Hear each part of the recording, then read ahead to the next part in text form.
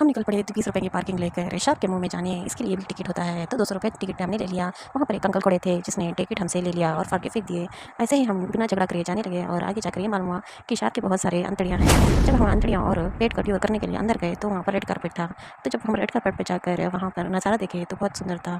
आगे जाने के बाद एक छोटा सा रास्ता था जहाँ पर हम देखते हैं कि वहाँ पर इस बहुत बड़ी शार्क ने छोटे छोटे मछलियों को खा लिया था। वो बहुत बहुत प्रकार के रहने के बाद ये मालूम हुआ कि उसने बहुत सारे तारों को भी निगल दिया है। और यहाँ पर हर एक रकम की फ़िश थी जहाँ पर अलग अलग ग्लास में रखा हुआ था। एक थी काली फ़िश, एक थी उजली फ़िश और ऑरेंज फ़िश। बहुत सारे कलर के फ़िशेस थे जैसे कि आप देख सकते हैं। इन्होंने बहुत मज़े से यहाँ अकेली भी रहने वाली सिंगल फ़िश भी होती है जिससे कि ये, और ग्रुप में रहने वाले भी रहते हैं। और यहाँ पर बहुत सारे फ़िशेस हमें ऐसे दिख रहे थे जैसे कि उसने कभी इंसान ही ना देखा। फिर हमने उन्हें अपना आधार कार्ड दिखाया तब उन्हें भरोसा हुआ और हमें जाने दिया। सामने जाते जाते हमें बहुत सारी फ़िशों का भी सामना करना पड़ा। यहाँ पर बहुत सारे अलग प्रकार के फ़िश होते हैं जैसे कि जेली फ़िश है और टूना फ़िश भी बहुत ज़्यादा है। यहाँ पर बहुत सारी मछलियाँ देखने के बाद पेट में गुड़गुड़ स्टार्ट हो गया था, इसलिए हम लोग बाहर आ गए।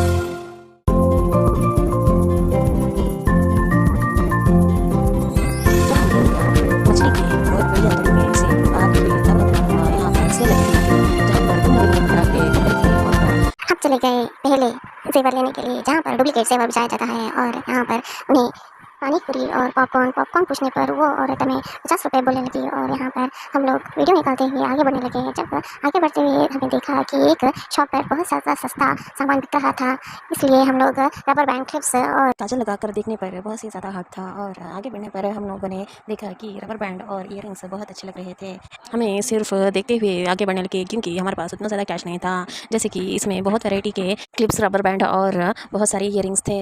अगर हम इसको खरीदने लगे तो बैंक से लोन लेना पड़ता, इसीलिए हमें देखते हुए आगे बढ़ने लगे। इसी दौरान हमें दिखाया मैक का एक काजल जो बहुत ज़्यादा सॉफ्ट था। और जब घर पर आकर लगाए तो ये मालूम हुआ कि वो एक डुप्लीकेट काजल था, वो मैक का काजल नहीं था, जिससे लगाने पर बहुत ज़्यादा जलन हो गई थी आंखों में। फिर हमें डॉक्टर के पास जाना पड़ा और उससे बहुत खर्चा आया। वो तो सिर्फ 50 रुपीज़ का था पर डॉक्टर का खर्चा 150 रुपये आया।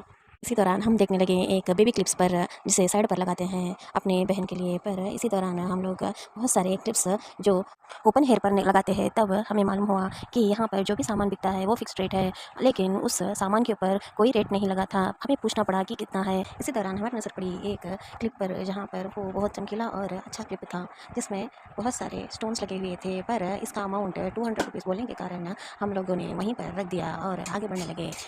पूरी शॉपिंग करने के बाद जब काउंटर पर पैसे देने का टाइम आया तो हम लोग पैसे देकर आगे बढ़ने लगे। तभी वहाँ पर जूतों की बहुत सारी शॉप थी। एक जूतों की शॉप में बहुत वैरायटी के डिज़ाइनर जूते थे। आगे बढ़ने पर हमें ये मालूम हुआ वहाँ पर बहुत सस्ती लेगिंग्स मिल रही थी। आगे बढ़ते हुए जब हम जा रहे थे तो बहुत शाम हो गई थी। अचार की दुकान का फ्लेवर हमें बहुत दूर तक आ रहा था। तभी वहाँ पर लेगिंग्स जब हम चेक कर रहे थे उसकी इलास्टिक बहुत अच्छी नहीं थी। आगे बढ़ने पर हमें एक आंटी ने गोभी मंचूरी बनाने का एक मसाला बताया जिससे कि वो बनाकर भी दिखा रही थी। तभी उन्हें अनदेखा करते हुए आगे बढ़ने लगे। तभी वहाँ पर बहुत सारी चीज़ें खरीदने को मिलती है। अगर आपको कभी भी मौका मिले कि आप बल्लारी आकर यहाँ के एग्जीबिशन फन फेयर को एंजॉय करने का सोचें। यहाँ के बैंगल शॉप में सारे बैंगल्स प्लेन थे और ज़्यादा अच्छे नहीं थे।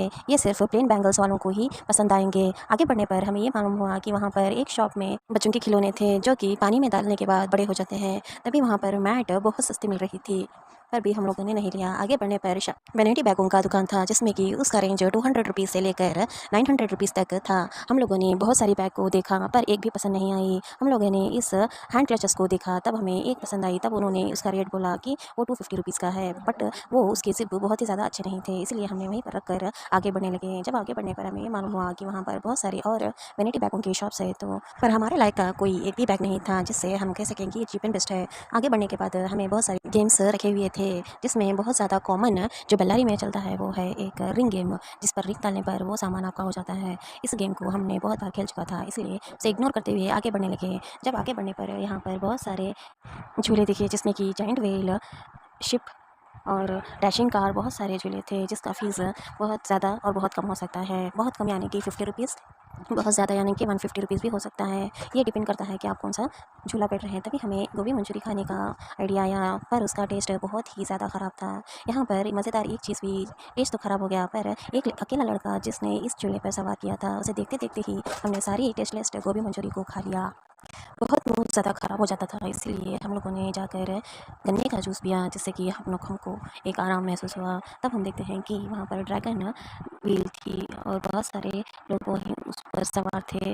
हमको शाम हो गई, जब रास्ते में आते हुए हमें ये देखा कि ससर गेम में सिर्फ एक ही आदमी बैठा हुआ था, फिर भी वो आदमी उसे फिरा रहा है। ऐसा वो इसलिए कर रहा था क्योंकि वहाँ पर बहुत ज़्यादा कस्टमर नहीं थे। अगर वो भी कस्टमर भाग जाता तो उसे नुकसान हो जाता, इसीलिए वो बिजली की चिंता ना करते हुए उसे बिठाकर फिरा रहा था। इसी दौरान हमें आगे बढ़ने पर फिर से वो लड़का दिखाई दिया, जिससे कि वो फिर से वो उसी झूले में बैठा हुआ था और झूल रहा था। यहाँ पर जाइंट व्हील का नज़ारा बहुत शानदार था और बहुत सारे लोगों को अट्रैक्ट कर रहा था। इसी दौरान हम लोग बाहर निकलते हुए बच्चों की वाटर बोट को देखने लगे, जहाँ पर बच्चों ने बहुत ज़्यादा एंजॉय कर